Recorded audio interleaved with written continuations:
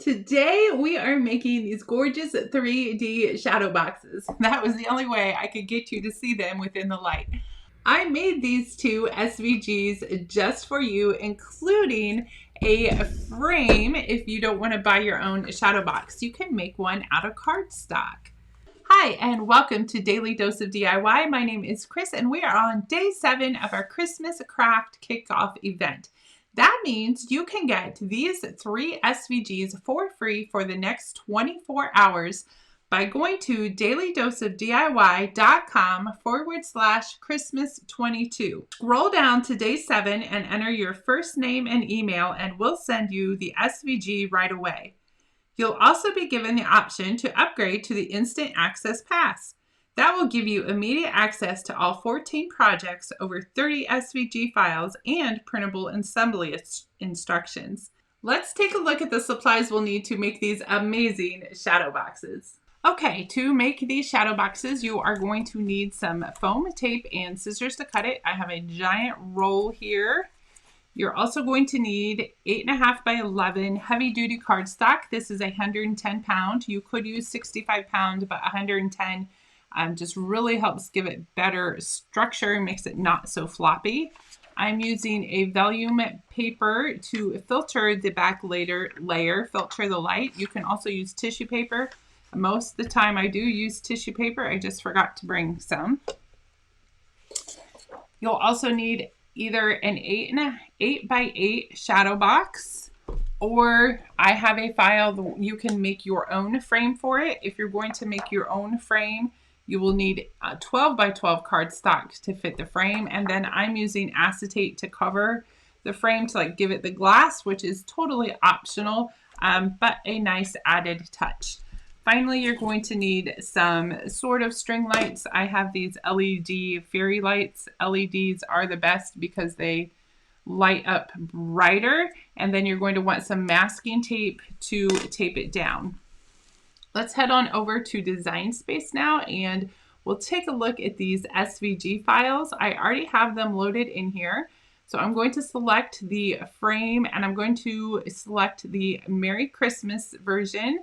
The nativity scene will go together the same way, but the Merry Christmas is a little bit more difficult, so I will show you the how on that one. Once we add to canvas, there's nothing you really need to do. Let me reduce the size here so you can see everything. I'm going to come up and ungroup it. So if you don't, it didn't ungroup. Ungroup.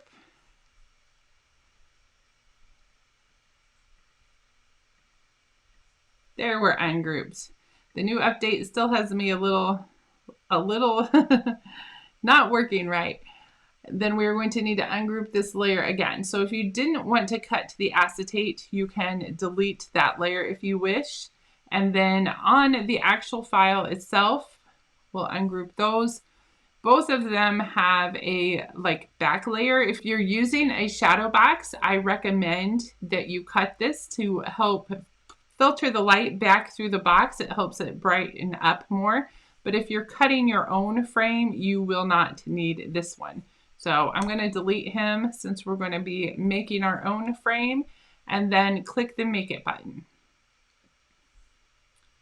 On the matte screen, there's nothing you need to do, so you can click Continue. And then if you have an Explorer, I like to cut this, the heavy duty cardstock, under poster board. So I am going to, I'm just looking, okay, our acetate's going to cut last. I did put it a different color, but it's so similar, it's kind of hard to tell. So my acetate will be less. If you have a Cricut Maker, you can browse all materials and search poster board. I have mine favorited, so I'm going to select that. And I'm also going to add more pressure because my Maker does not cut with enough pressure all of the time. Let's head over and get our mat loaded up and get these cut. Okay, I'm just going to load my paper, line it up to the edge, and smooth it down. My green mat has been used quite a bit, so it's not super sticky. If you have a brand new green mat, you probably want to use your blue mat instead. The blue mats are made for cardstock. We'll get this loaded and all the layers cut, and then I will show you how to put it together. Okay, we're almost done cutting here, and I just wanted to show you really quick the best way to get paper off of a mat is to flip your mat over and gently peel it back. You can also use your Cricut spatula tool if you need help getting some of those small pieces. And then if there's centers that need poked out that didn't cut quite through, use your weeding tool to push them on out. Once everything's cut, you want to lay out your layers in order. It might be helpful to go back into Design Space and look at the SVG to make sure you're getting the correct side up and put in order. Once all your layers are in order, flip the top layer over and begin adding strips of foam tape down each side. After all of your tape is on, remove the paper backing, and then we will line it up to the next layer and press it down. Repeat this process for each one of the layers until you get to the end. Once you get all the layers put together, cut either a piece of tissue paper or your vellum paper and tape it to the back. Make sure it covers the stars and the moon. Now we are ready to add our string lights. I have quite the jumbled mess here, but I like to tape a few lights over some of the bigger stars so they shine through, and then tape it down so the lights go around the moon instead of, you'll be able to see the light and the string if you make it go through. So I just tape them down so they go all the way around. And then spread out the rest of your lights just all along the back and tape them in place.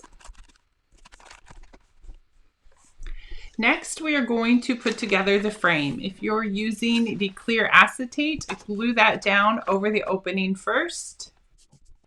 And then fold up all the sides along the perforation. Fold up the little triangle tabs and glue them to the other side.